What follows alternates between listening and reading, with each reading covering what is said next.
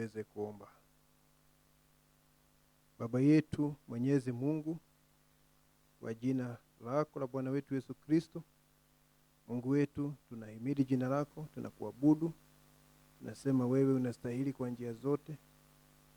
Baba, tunatoa shukrani kwa sababu ya mwanga mkuu ambao Bwana umetuletea wakati wa mwisho. Sawa sawa na ahadi yako, vile ambavyo ulisema ya kwamba wakati wa jioni kutakuwa na nuru. Na nuru tunajua ni neno likiwa limethibitishwa. Tunatoa shukrani zetu Baba kwa sababu ya uaminifu wako, na vile ambavyo Bwana unatimiza ahadi zako zote. Mungu wetu, umetujulisha ya kwamba sisi ni sehemu ya mpango wako wakati huu wa mwisho.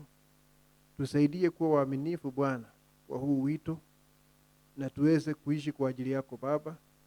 Tunahitaji msaada kufanya hivyo, msaada wa Roho Mtakatifu akihuisha neno kwenye mioyo yetu, ili tuweze kuwa mashahidi wa kweli wa Bwana wetu Yesu Kristo katika kizazi ambacho kimejaa giza.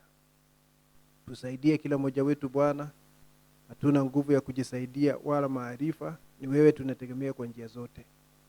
Baba, chunguza maisha yetu ili kila kitu ambacho kinakwamisha safari yetu tuondolee dhambi zote na hatia Bwana, tufanye wenye haki kupitia damu ya mwana-kondoo.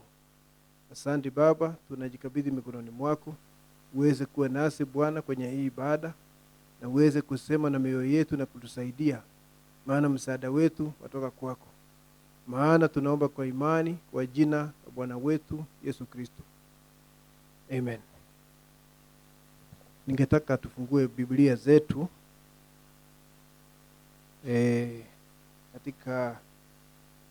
katika Yohana, waraka wa kwanza wa Yohana mlango wa 2.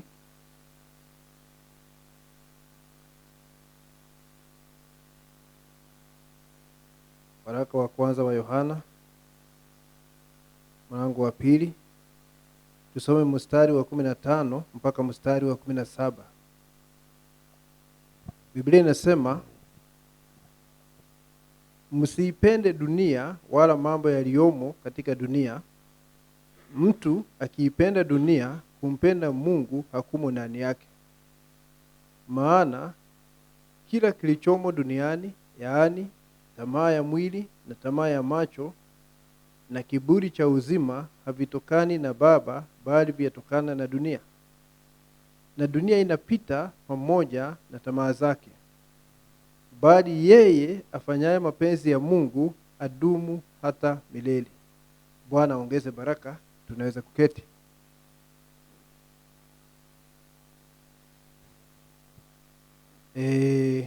Tumesoma hayo maandiko yawe msingi wetu asubuhi ya leo, na ningetaka kusema ningetaka kuongea juu ya yaliyo na dhamani kwa watoto wa Mungu.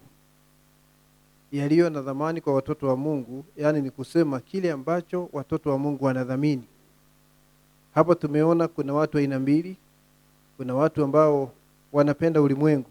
Watu wa dunia wanapenda ulimwengu, kiburi cha uzima, tamaa ya macho, kile ambacho wanaweza kuona na macho, na watamani kujitwalia, hata kusaliti neno ili wajitwalie hicho. Na kuna tamaa ya mwili. Na mambo hayo ni kupita, yanapita. Lakini hapo chini inasema ya kwamba yule anafanya mapenzi ya Mungu, huyo adumu milele.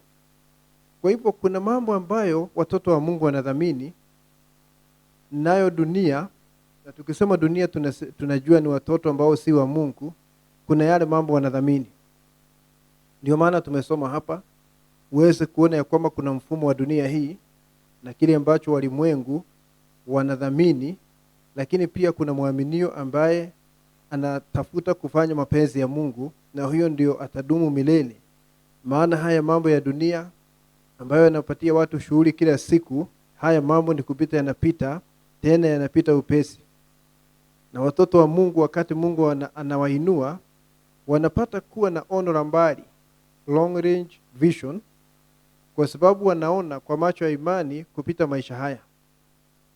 Hiyo ndio sababu japo Ibrahimu alikuwa ni mtu tajiri, alikuwa na mifugo kwa wingi, lakini Biblia inasema ya kwamba alikuwa anatafuta mji ambao mwenye kuujenga ni Mungu, kwa sababu anaona la mbali. Haangalii mifugo hiyo yake kana kwamba huo ndio utajiri. Kuna kitu kingine zaidi anaangalia. Na hivyo ndivyo ilivyo na watoto wa Mungu.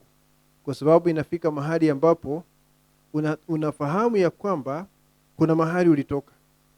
Hauko tu hapa upitishe muda ama kwa ajali, lakini kuna mahali ulitoka na unafika mahali unakuwa na shauku ya kujua juu ya mahali ambapo ulitoka. Na kile ambacho mtoto wa Mungu anadhamini ni tofauti sana na kile ambacho walimwengu wanadhamini.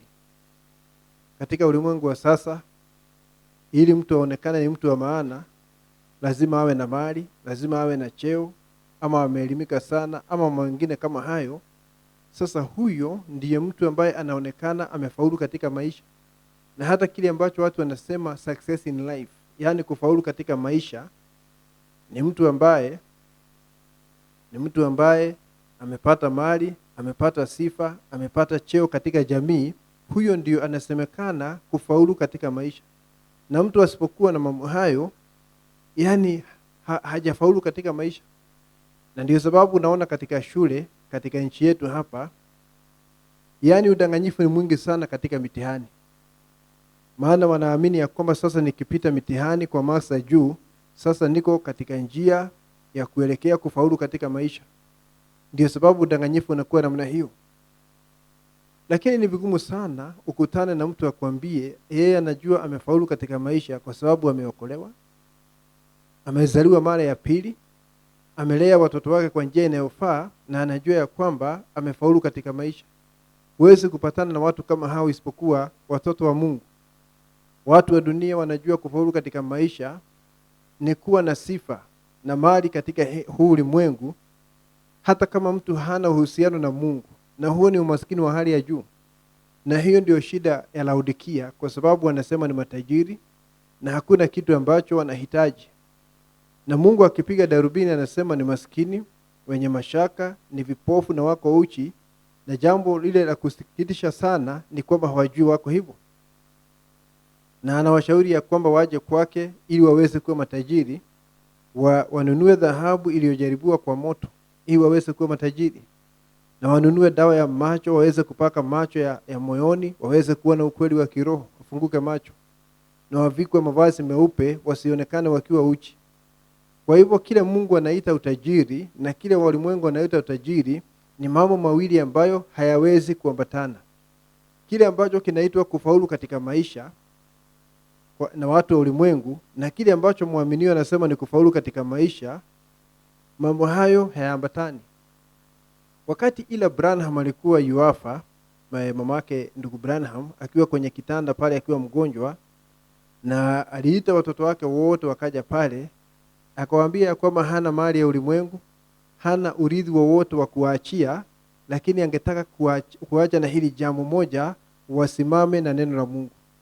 Wasimame na neno la Mungu, na hicho ndicho kitu cha maana kuliko mambo yote. Wakati ambapo Mungu anakuita na unazaliwa mara ya pili na unaishi kulingana na neno, unaweza kuhesabu ya kwamba umefaulu katika maisha. Ndio maana kusoma ukurasa wa mwisho wa kitabu cha Nyakati 7 za kanisa, nabii anasema, sijaleta ujumbe huu ili watu wanifuate, lakini kuna jambo moja ambalo ninaonea hamu sana, ya kwamba kama watu wanaweza kuzaliwa mara ya pili na wawe viumbe vipya, maana wamezaliwa mara ya pili, na waishi kulingana na neno, nabii anasema nikiona jambo hilo moja nitaridhika. Anasema ataridhika kwa sababu anajua hayo ndiyo mafanikio ya kweli. Anasema tena katika ujumbe mwingine ambao unaitwa tuende kwa nani? To whom shall we go? Anasema wakati Petro alisema maneno hayo, wakati Yesu aliwaambia hata na nyinyi mnataka kwenda, baada ya wale 70 kuondoka, na Petro akasema yale maneno ya kukumbukwa daima, tuende kwa nani na ni wewe una maneno ya uzima wa milele. Nabii mahubiri ujumbe kwa msingi huo, na anasema hatuwezi kwenda kwa mwingine isipokuwa kwa Bwana Yesu Kristo. Anasema Yesu Kristo, kujitwalia Yesu Kristo, nabii anasema hayo ndiyo mafanikio ya kweli. Anasema he is the only true achievement. Mafanikio ya kweli ni kujitwalia Yesu Kristo, sio mambo ya dunia hii. Lakini una vile shetani imefanya. Ameleta standard ya ulimwengu, ameleta mambo ya ulimwengu, na akasema hiki ndicho kiwango ama kipimo. Kama huna haya mambo, wewe katika maisha hukufaulu. Huna hiki, huna utajiri, huna sifa, hujafaulu katika maisha. Na huyo ni shetani amefanya hivyo, lakini Mungu naye ana standard yake ama kiwango chake. Angetaka watu wazaliwe mara ya pili, bila nabii amesema, waishi kulingana na neno, wawe viumbe vipya, waishi kulingana na neno. Ukiwa hivyo umefaulu katika maisha, lakini walimwengu hako hivyo. Na tukiangalia pale kutoka mwanzo ni kuonesha tofauti ya watoto wa Mungu na ulimwengu. Tukianza pale na Abel na Kaini, tunaweza kuona ya kwamba walipotimu umri wakawa watu wazima, basi Mungu akasema wamwabudu. Lakini tazama kile ambacho kinafanyika. Abel alikaa pale, kwanza akapata ufunuo wa mwanakondoo, na akaona kile ambacho kiliwatoa kwenye shamba la Eden ilikuwa ni mambo ya damu. Na sasa kuna mwanakondoo wa Mungu ambaye alichinjwa kabla misingi ya ulimwengu, lakini siku moja atakuja katika haya maisha ili kile alifanya kabla misingi ya ulimwengu aweze kukionyesha katika wakati. Kile ambacho kilifanyika katika umilele, katika nia ya Mungu, Mungu aweze kukionyesha katika wakati. Na wakati aliona jambo hilo, akaona baina ya sasa mahali nimesimama na wakati mwanakondoo atakuja atolewe sadaka, ninahitaji kitu ambacho kinaweza kunisimamia. Na hapo ndipo alienda kwenye kundi, akachukua mwanakondoo na akaua mwanakondoo ili mwanakondoo aweze kuchukua nafasi yake. Na kwa sababu alifanya hivyo kwa njia ya ufunuo, hakutangulia na sadaka, alitangulia na ufunuo. Na hivyo ndivyo ilivyo na watoto wa Mungu. Wanatangulia na ufunuo na kisha wanaonesha ule ufunuo kwa njia ya matendo. Yale matendo ni ya kuonesha kwamba ufunuo umeingia katika mioyo yao. Na ndio sababu nabii anahubiri ujumbe ambao unaitwa kazi ni imani ikidhihirishwa. Kwa sababu imani yenyewe ni ufunuo. Imani ni ufunuo. Na sasa wakati muumini anaingia katika kazi ni kudhihirisha ule ufunuo. Wakati Nuhu alianza kujenga safina, si kabla ya Mungu kuongea naye. Ni baada ya Mungu kuongea naye na akamwambia anataka kuangamiza ulimwengu. Sasa Nuhu akaingia kwenye kazi baadaye. Nabii anatuambia wakati Ibrahimu aliahidiwa mtoto, aliambia Sara aanze kutengeneza nguo za mtoto, lakini si kabla ya kuahidiwa, lakini ni baada ya Mungu kufunua jambo hilo. Na Abel hakutoa sadaka kabla ya kupata ufunuo. Alitangulia na ufunuo na baadaye akatoa sadaka, na hiyo sadaka ilikuwa ni dhihirisho la ufunuo ama imani aliyokuwa nayo.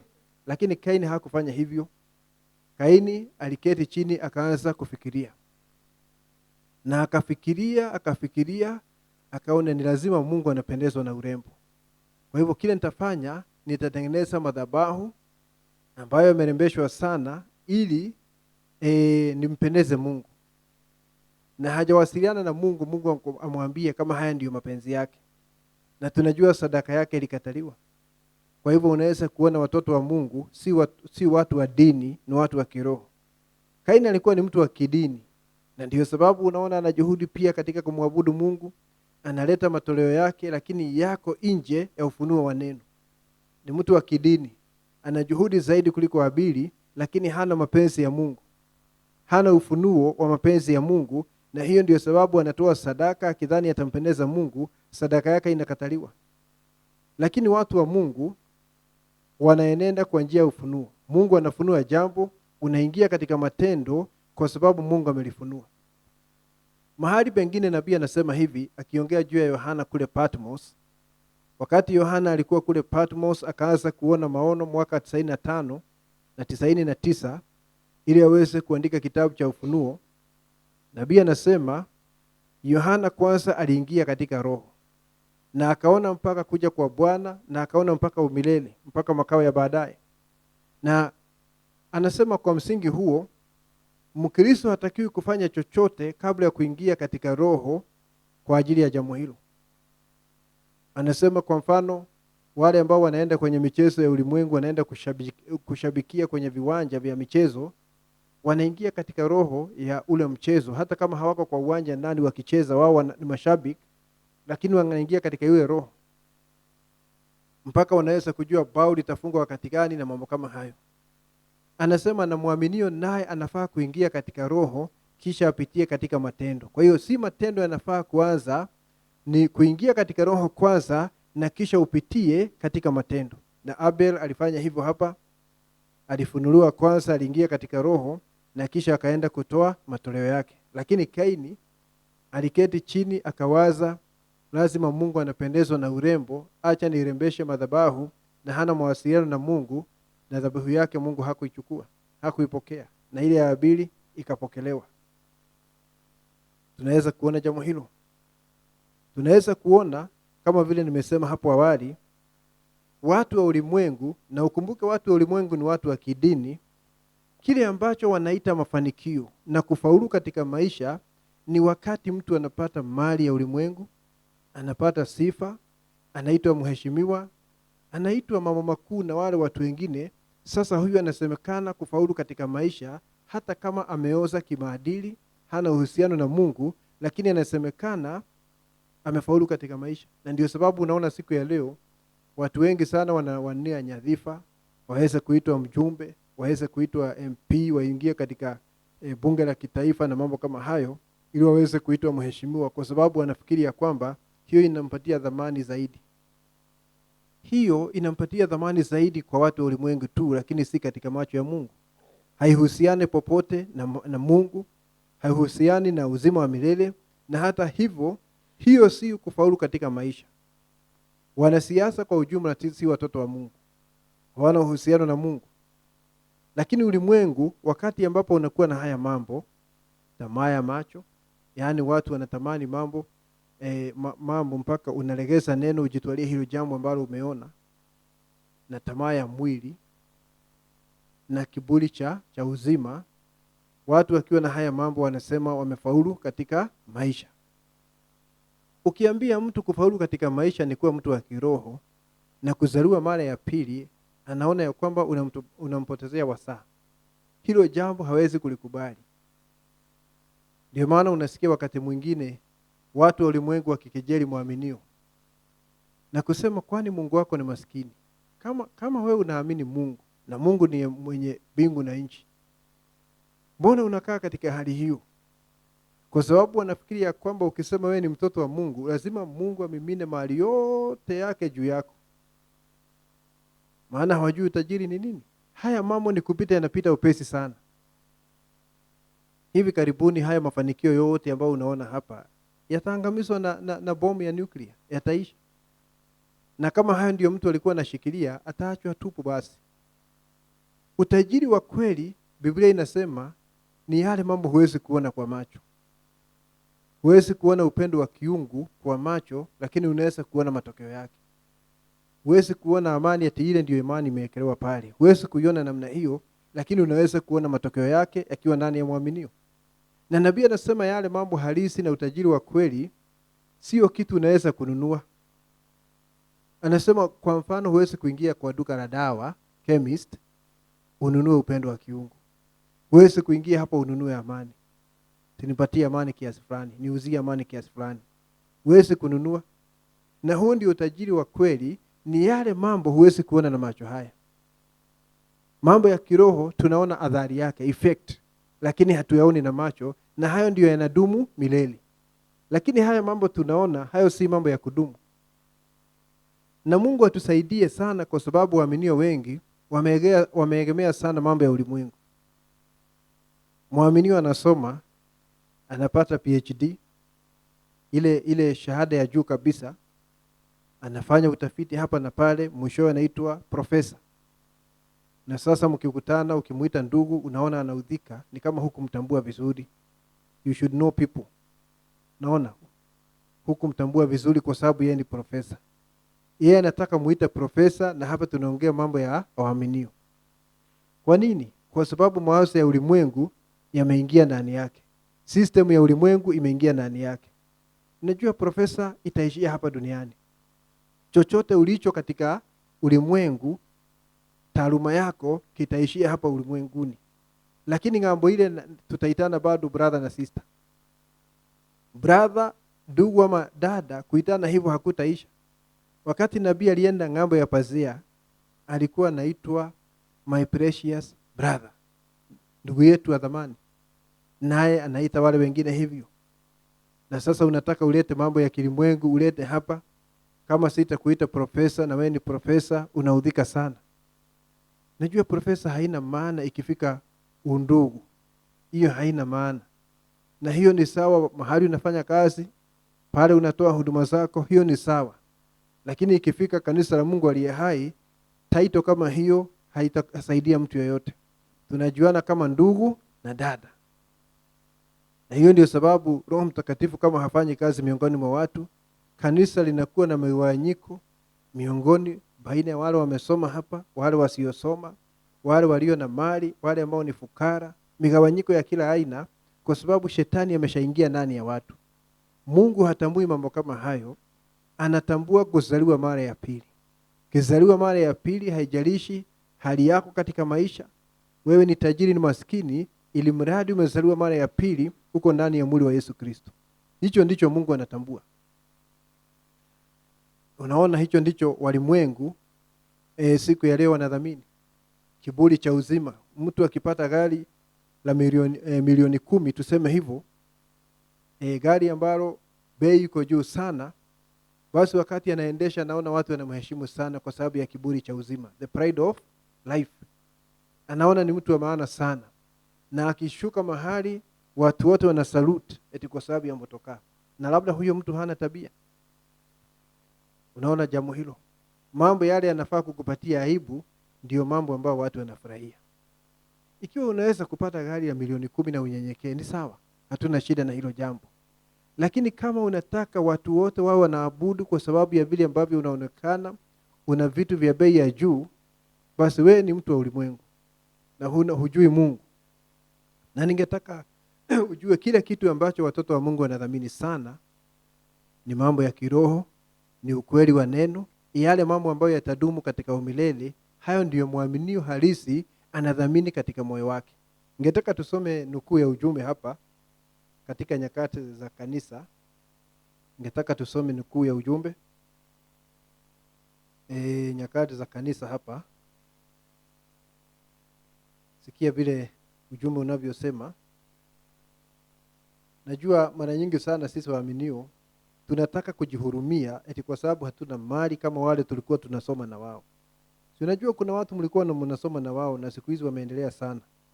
Wengine ni watu wakuu katika jamii, na labda unaona ya kwamba wewe umekuwa roundabout miaka yote katika mambo ya kiuchumi. Najua roundabout ni kusema hakuna kuendelea. Unazunguka pale na kuzunguka na kuzunguka. Kama vile ambavyo simu ikihangi inazunguka na hifungui hiyo page. Na sasa unaanza kujihurumia. Ni kwa sababu shetani alionyesha watu ya kwamba ili usemekane umefanikiwa katika maisha ni wakati unapata wingi wa mali. Na Yesu alisema ya kwamba dhamani ya binadamu haitokani na wingi wa mali. Na akaongea juu ya yule mtu ambaye alikuwa ni tajiri, amepata mapato mengi sana, na akaanza kupanua nyumba zake, mahali anaweka hazina zake, na akasema ya kwamba na mali ya miaka mingi ambayo yeye atafurahia. Lakini usiku huo akaondoka katika haya maisha. Alikuwa ni tajiri mjinga. Nabii anasema ndivyo ilivyo na watu ambao ni matajiri na hawajuani na Mungu. Si matajiri katika mambo ya kiroho. Kama yule bwana alikuwa anapatia nabii cheki ya $1.5 milioni, nabii akakataa. Kamwambia, mbona unakataa na unaona hili shamba lote mpaka mahali ambapo bingu na nchi zinaonekana kushikana, horizon ni langu. Ukisha kupita hapo kuna mji mdogo uko pale, una benki moja, hiyo benki ni yangu. Mbona unakataa? Na wakati alisukuma nabii sana, nabii akapatiwa hekima na Mungu, akamuuliza, na kutoka hapa kwenda juu umemiliki kiasi gani? Hana kitu kwenda hivi. Nabii akamwambia, nami nimemiliki kuanzia hapa kwenda mpaka infinity, mahali pasipo na mwisho. Angalia hapa vile anasema Nyakati 7 za Kanisa katika wakati wa Efeso. Anaongea juu ya watoto wa Mungu na hawa wengine wa ulimwengu. Anasema the tree of knowledge produce clever men, men of renown. Anasema mti wa maarifa, na mtu wa maarifa tunajua ni shetani. Yeye ndiye alileta maarifa pale kwa sababu Mungu alikuwa amepatia Hawa na Adam imani, lakini huyo akaleta nini? Maarifa, knowledge. Kuna ujumbe nabii amehubiri unaitwa imani ikilinganishwa, ama imani dhidi ya maarifa, faith versus wisdom, na hayo ni maarifa ya kilimwengu. The tree of knowledge produced clever men, men of renown. Mtu wa maarifa ulileta watu ambao walikuwa ni werevu, watu walio na sifa, kama vile ambavyo siku ya leo tuna watu wanaitwa kina Bill Gates na Elon Musk, watu ambao wanafanya utafiti na kuleta maendeleo makubwa sana ya kisayansi, lakini si watoto wa Mungu. But their ways are the ways of death, lakini njia zao ni njia za mauti. God's people, sikia sasa vile Mungu nabii anavyosema juu ya watoto wa Mungu. Na unajua wakati huna maendeleo kama haya unaonekana hata kama wewe ni mjinga. Hivyo ndivyo ulimwengu unafikiria.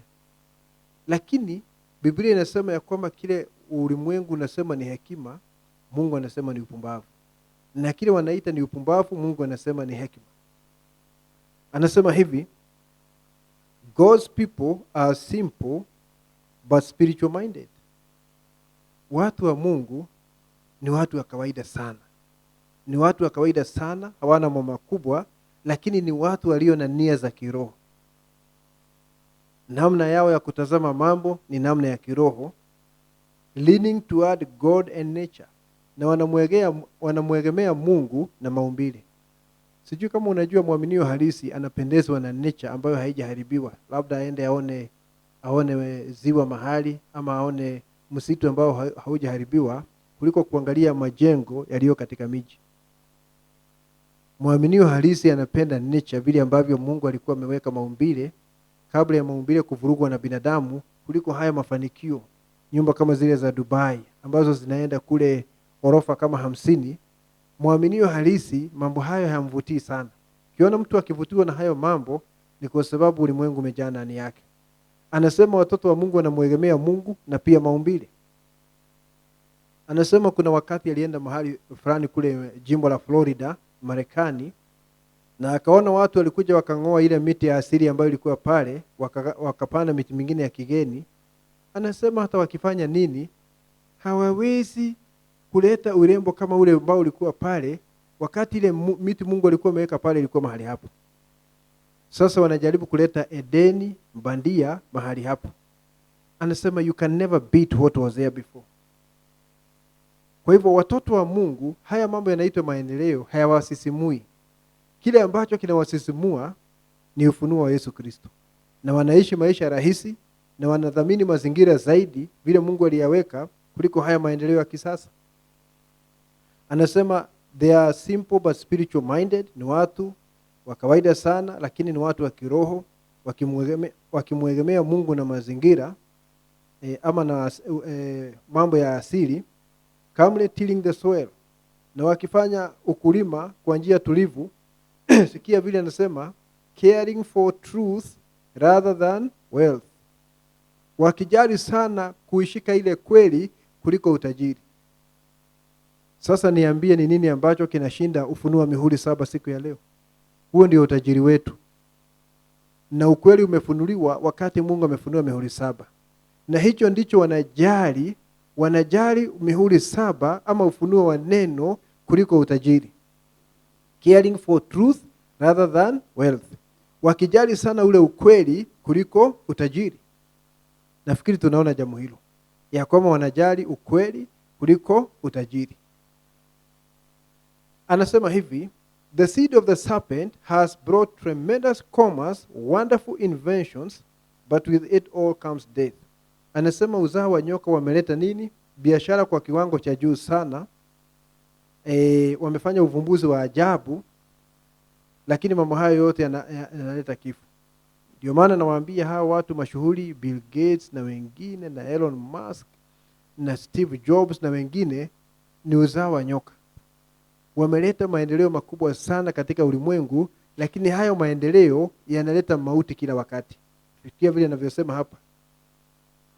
Their gunpowder and atomic bombs kill in war. Unajua gunpowder ni ile ambayo inawekwa kwenye risasi. Kwa hivyo hapa tunaongea juu ya bunduki na mabomu ya aina atomic, yanaua wakati wa vita, And in peace, na wakati hakuna vita ni wakati wa amani, their mechanical inventions such as a car kill even more in a time of peace than do the inventions of war destroy in times of trouble. Wakati hakuna vita, kuna amani, maendeleo yao kama tuseme motokaa hivi yanafanya mauaji zaidi kuliko wakati wa vita. Ajali na mambo kama hayo yote kila wakati yanaua watu kila wakati. Death and destruction are the fruit of our labors. Yani maangamizi na mauaji ndio matokeo ya kazi yake. Watu ambao si mbegu ya Mungu. Na hayo ndio watu wanaona ni mambo ya maana sana. Yani mtu akinunua iPhone anaona ameendelea sana na yuko juu ya wale watu wengine. Acha nikwambie ndugu, hata inventions tuseme hivi kutengeneza vitu hivi vya kiteknolojia, unajua bado ni kuangamiza ulimwengu. Kwa sababu unaingia kwenye ardhi, unaanza kutoa chuma, na hiyo chuma Mungu aliweka hapo iweze kuwa framework ya ulimwengu, ya kushikilia ulimwengu. Na wakati watu wanazidi kutoa chuma pale, watengeneza rocket, watengeneza simu na mambo mengine, nabii anasema wanaharibu msingi wa ulimwengu. Chuma ambayo inashikilia ulimwengu wanaharibu ule msingi, na hiyo ndio sababu milipuko ya volcano na matetemeko ya ardhi yameanza kuongezeka kuliko zamani. Kwa sababu binadamu alienda akavuruga nini? Maumbile na muundo wa hii dunia vile Mungu ameiweka. Ndio sababu unasikia Biblia ikisema ya kwamba Mungu ataangamiza wale ambao wanaangamiza nchi. Na watu wanapigana sana siku ya leo kwa sababu ya madini. Ulafi umezidi na mwanadamu atajiangamiza kwa sababu ya ulafi wake. Amechukua uranium, ameikatakata, amepata nguvu ya nuclear, na hiyo ndio itamwangamiza yeye mwenyewe. Watoto wa Mungu hawana haja na mambo kama hayo. Ndio sababu mahali pengine nabii alisema hakuna mtu mkora kama mzungu mweupe. Na hapa hatuongei juu ya ubaguzi wa rangi. Lakini nabii anasema the white man is a rascal. Rascal unajua ni mkora. Anasema wakati wazungu walitoka Ulaya wakaenda Marekani, walikuja na bunduki. Bunduki ya kuua nyati, na wanakuja kuua nyati hapa bila sababu ati ni kulenga shabaha. Wanaua nyati kama 50 na hawatakula. Watoto wa nyati wanaachwa kule wakilia porini na hawana mama. Anasema lakini wale Wahindi wa Marekani, wale walikuwa wenye nchi, wakiua nyati mmoja, kijiji chote, wanakijiji wote wanatumia nyama ya yule nyati kama chakula chao. Ngozi wanatumia ya kutengeneza nguo.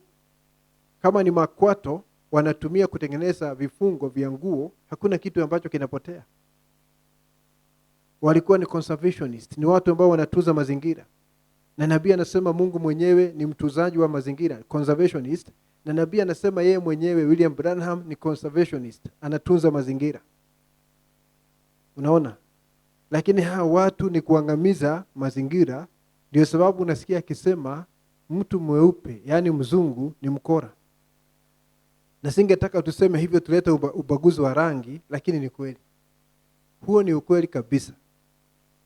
Naona vile saa hii kuna rais wa Marekani ameleta vita vya biashara katika ulimwengu, na kuna mataifa yataporomoka kiuchumi kwa sababu ya vile vita ameleta. Anataka kuangamiza uchumi wa China. Unaona? Na hii yote ni kwa sababu ya ulafi wa mataifa. Mataifa ni kama wanyama, ni kama dubu na simba na wale wanyama wengine walafi.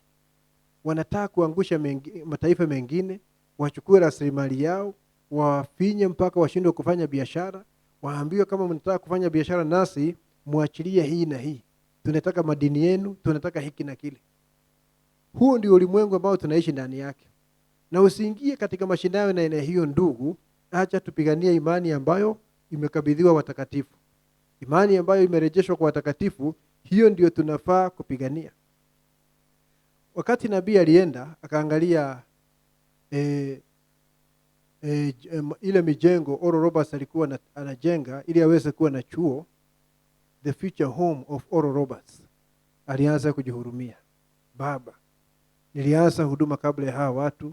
Huyu mtu hata hii huduma yake ikilinganishwa na yangu ni kidogo sana. Hii ni kidogo sana ukilinganisha na huduma yangu, na haya mafanikio makubwa namna hii. jengo limejengwa na mawe aina ya mabu, ana typewriter pale, mashini za kuchapa ama kuchapisha 400.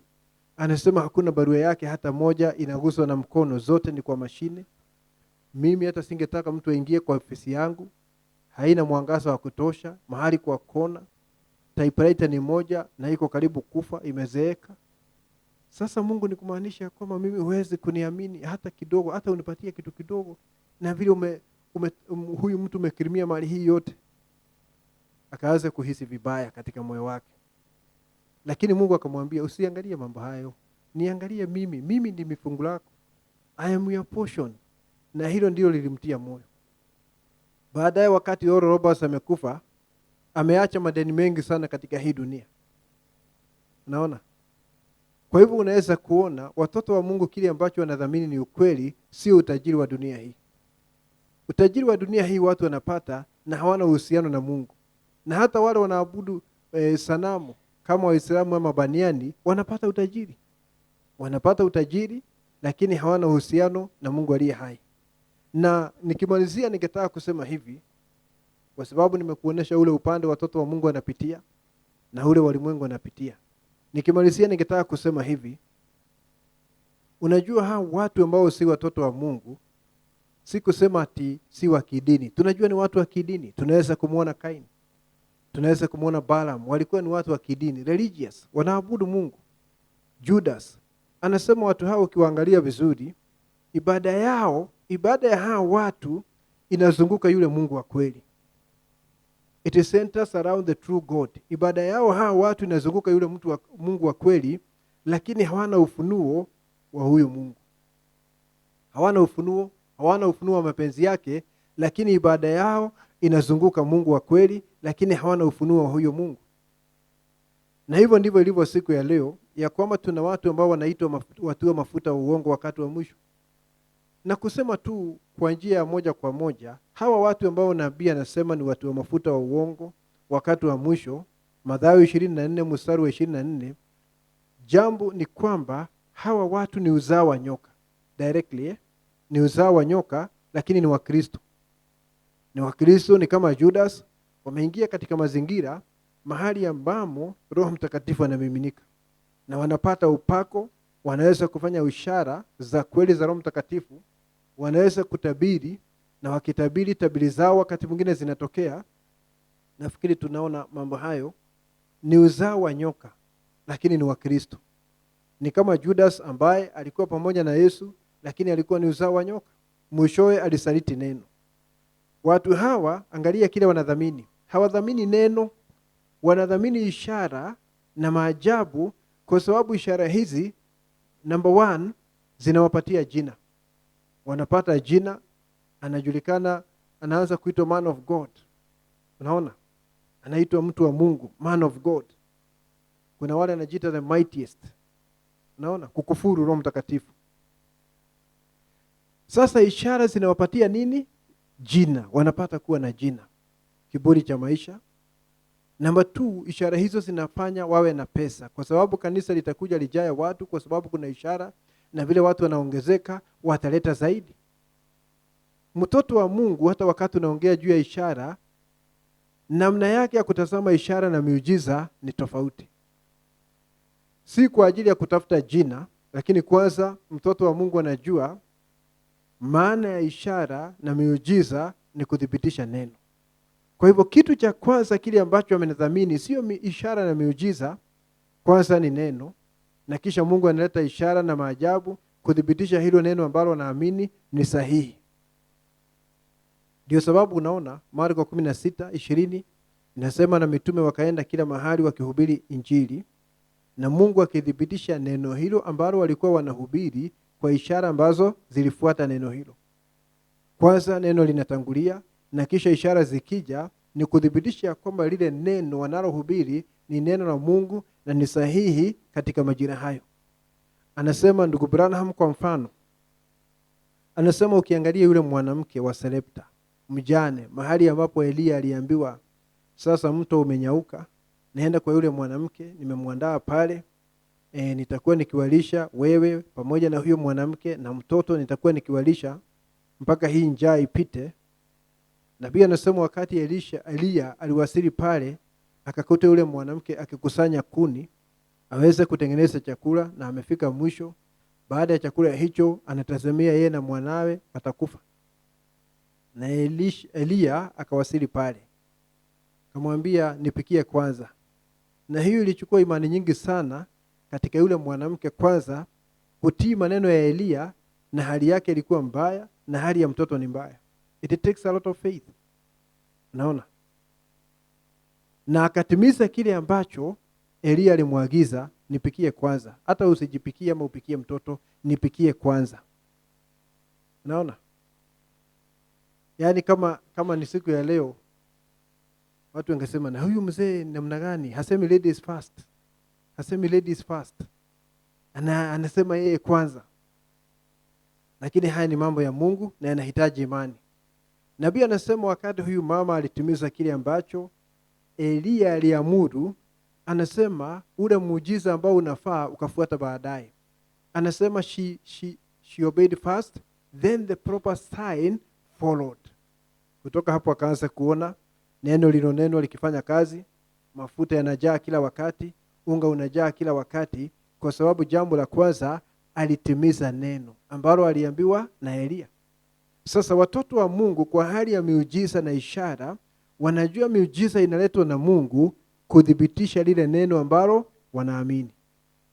Anajua hivyo, ni kudhibitisha neno ambalo wanaamini.